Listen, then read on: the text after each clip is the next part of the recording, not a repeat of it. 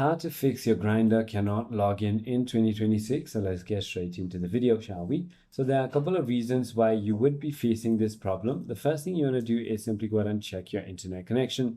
Make sure that you have a stable internet connection and try toggling between your Wi-Fi and your cellular, or you could simply go ahead and reset your router. If not, you want to simply go ahead and double check that you are using correct login details. Also, if you forgot your password, you can simply go ahead and tap on forgot password, which will go ahead and ask you your email. Simply go ahead and enter your email and click on send reset link, and you're going to get an email with the reset link.